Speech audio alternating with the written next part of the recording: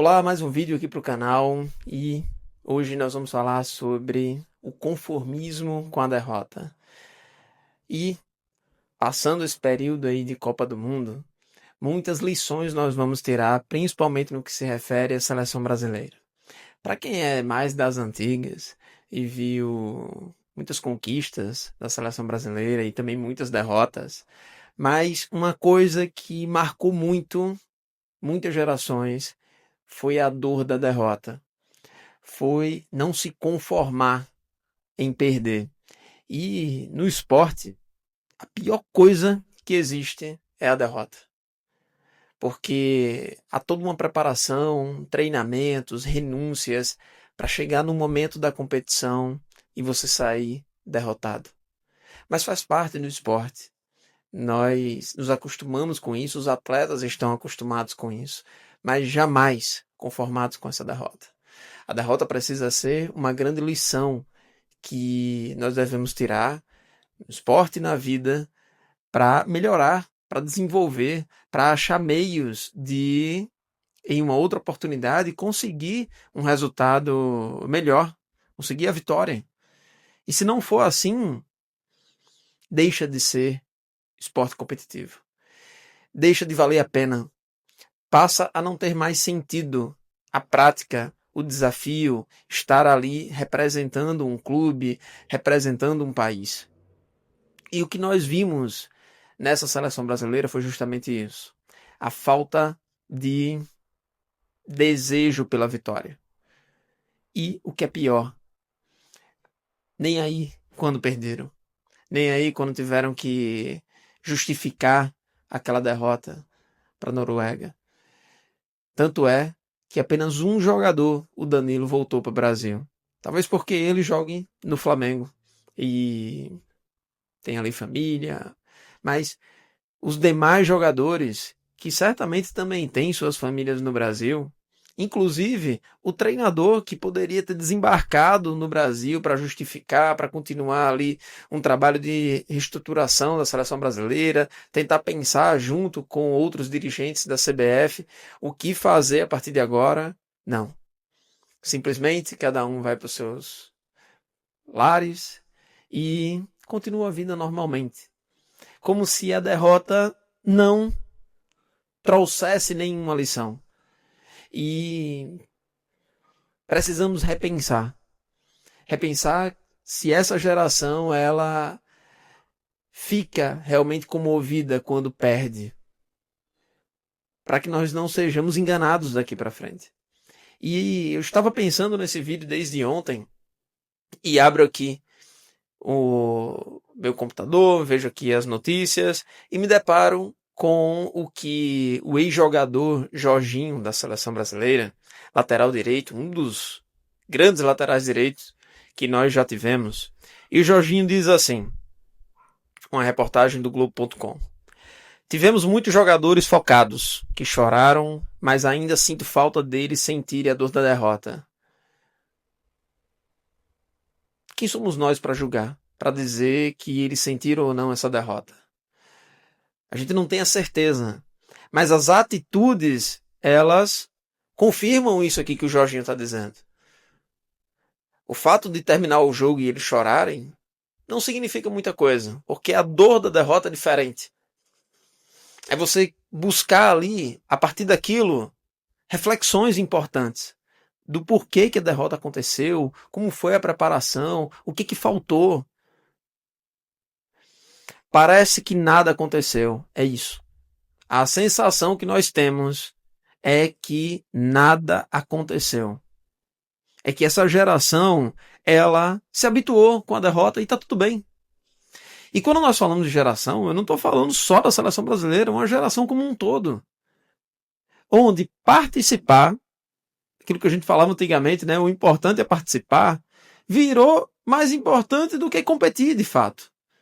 Isso agora é uma regra, é algo que está na prática acontecendo. O importante é só participar. Se perder, se vão ficar frustrados, parece que isso não é mais significante. E dói saber disso. Porque o esporte competitivo é o grande combustível para a paixão continuar pelo futebol, pelo basquete, pelo vôlei. É isso. É nós sabermos lidar com as derrotas também. Mas será que nós estamos prontos para isso? 3 dias depois, alguns jogadores, como se nada tivesse acontecido. O cara tem direito a férias, tem que aproveitar, mas não precisa postar bosta nenhuma. Não tem que postar nada. Será mesmo que eles têm essa consciência?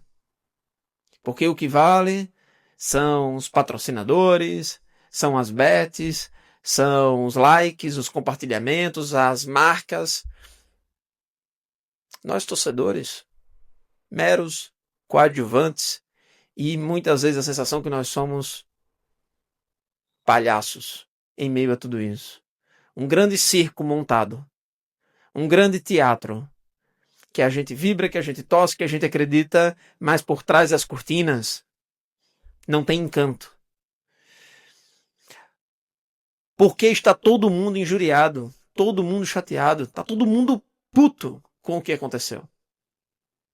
Olhar para a seleção brasileira e ver como foi a derrota, a preparação, como faltou entrega ali, organização de um time, liderança. Tá todo mundo chateado. E o Jorginho tá coberto de razão. Não tem nem como sorrir no momento desse. Para nós, para eles, há muitos motivos para sorrir. Para passear, para apostar. Ah, Rafael, isso é proibido. Eles não deveriam fazer isso, não. Não é proibido. Eles fazem o que bem entenderem. Mas não é justo com nós que estamos torcendo. Não é empático com a torcida.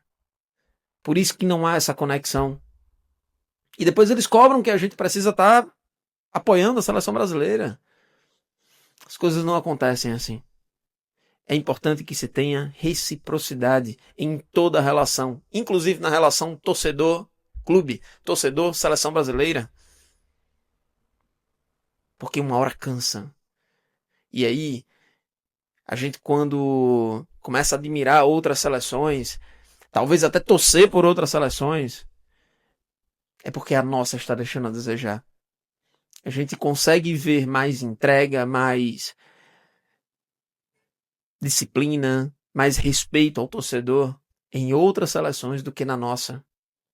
Uma geração mimada, uma geração que não busca, não almeja, não tem ambições. Porque a seleção brasileira, que ganhou tudo no passado, está sendo representada por quem não merece. E nessa seleção e nessa Copa do Mundo, nós tivemos o prazer de ver a psicologia do esporte sendo representada pela psicóloga Marisa. Só que ela sozinha não vai fazer milagre.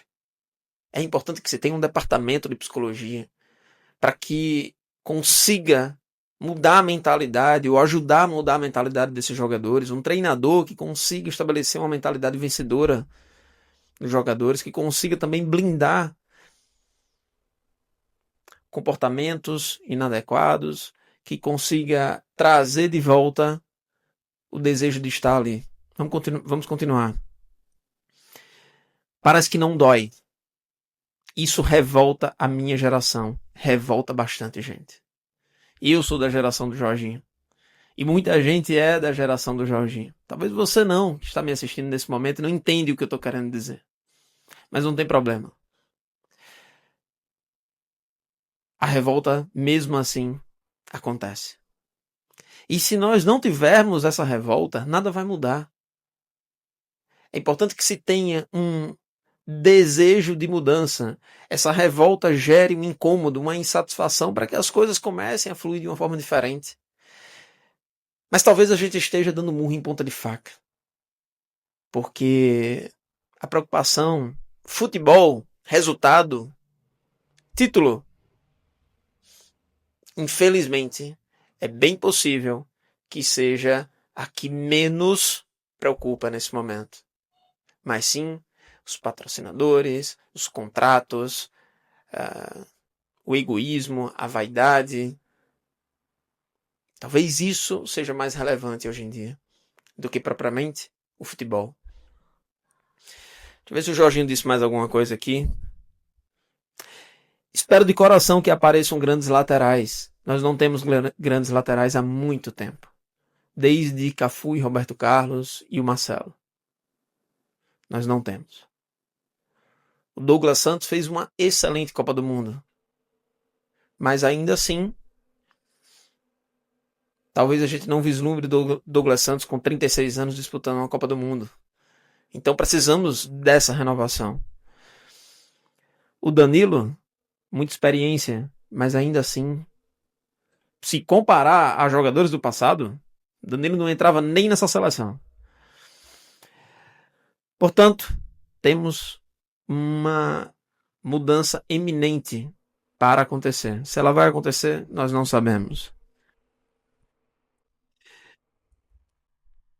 Ele fala aqui sobre o Ancelotti. É claro que o Ancelotti tem uma parcela de culpa dele. Os jogadores, com certeza, mas o grande problema foi o processo. Os 4 anos muito mal feitos. Nós não tivemos preparação. Nós chegamos nessa Copa do Mundo de forma aleatória. Uma disputa de eliminatórias onde muitos se classificavam e o Brasil chega na Copa do Mundo sem grandes feitos, sem grandes desafios sendo enfrentados ao longo do processo. Mudanças de treinador, então isso não fluiu bem. Além de tudo, né? Toda aquela palhaçada na convocação do Neymar. Muito bem.